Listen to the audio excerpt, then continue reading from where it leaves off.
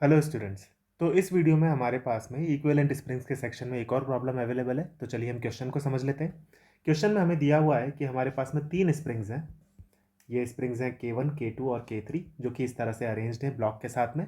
और जब ब्लॉक इस शोन कंडीशन में रहता है तो ये तीनों स्प्रिंग्स अपनी नेचुरल लेंथ पर रहती हैं, रिलैक्स्ड लेंथ पर रहती हैं। ये हमको क्वेश्चन में दिया हुआ है। ये पॉइंट को हम लोगों ने natural length position of the spring बोला हुआ है।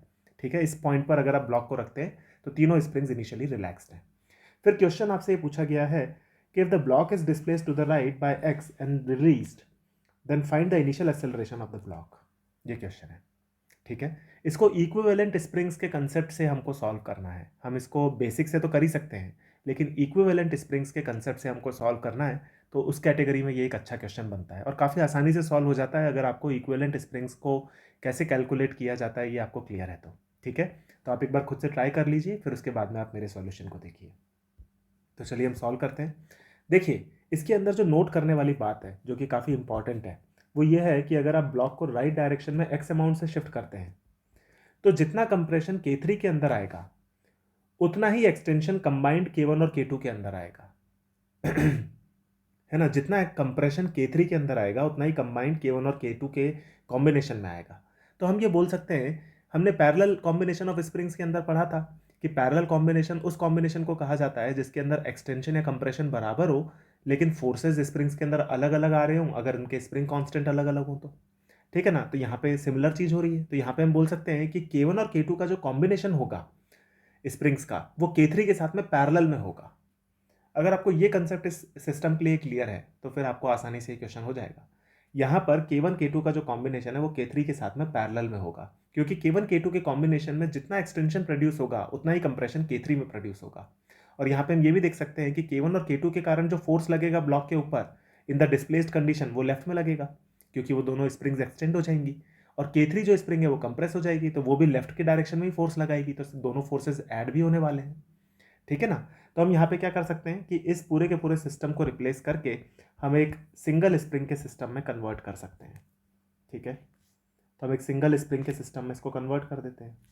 तो हम बोलते हैं कि लेट्स से ये वो सिस्टम है जिसका के इक्विवेलेंट अगर हमारे पास में आ गया तो हमारा क्वेश्चन तो सॉल्व हो जाएगा, क्योंकि अगर इस सिस्टम को अगर आप एक्स अमाउंट से डिस्प्लेस करेंगे तो इसके अंदर same amount of force produce होना चाहिए, और same amount of force produce होगा तो F/m करके हम एक्सेलरेशन निकाल लेंगे। ठीक है ना, तो हम यहाँ पे निकालते हैं के इक्वलेंट। तो के इक्वलेंट के लिए मैंने क्या बोला कि लेफ्ट साइड का जो स्प्रिंग्स हैं K1 और K2, इनका जो कॉम्बिनेशन आएगा वो K3 के साथ में पैरेलल में होगा। ठीक है, तो K1 K2 का कॉम्बिनेशन क्या होगा, K1 K2 upon K1 plus K2। और K3 तो अकेली स्प्रिंग है तो हम वहाँ पे बोल सकते हैं कि प्लस K3, क्योंकि पैरेलल के अंदर जो स्प्रिंग कांस्टेंट है वो सिंपली ऐड हो जाते हैं। तो ये हमारे पास में के इक्वलेंट आ गया। अब इस के इक्वलेंट के अंदर हमने एक्सटेंशन कितना दिया है, x, है ना, तो यानी कि इसके अंदर फोर्स कितना डेवलप हो जाएगा, फोर्स डेवलप हो जाएगा के इक्वलेंट इंटू एक्स ब्लॉक के ऊपर, क्योंकि एक्सटेंशन जो है वो x का है। ठीक है ना, और क्योंकि ये इक्विवेलेंट सिस्टम जो हमारे पास में गिवन सिस्टम है उसका इक्विवेलेंट है तो ये सेम इनपुट के लिए सेम आउटपुट प्रोड्यूस करेगा। अगर आप इस इक्विवेलेंट सिस्टम के अंदर एक्स अमाउंट से अगर ब्लॉक को डिस्प्लेस करेंगे तो उसके इस सिस्टम के अंदर उतना ही फोर्स डेवलप होगा जितना ओरिजिनल सिस्टम के अंदर डेवलप होगा। तो हम इक्विवेलेंट के अंदर निकाल सकते हैं आसानी से, तो यही काम हम करेंगे। तो हम यहाँ पे बोल सकते हैं कि एक्सेलरेशन की वैल्यू हो जाएगी K equivalent multiplied by x by m. तो यहाँ से हमारे पास में आ जाएगा acceleration is equal to K equivalent की वैल्यू है K1 K2 upon K1 plus K2 plus K3 multiplied by x by m, और यही है आंसर इस क्वेश्चन का।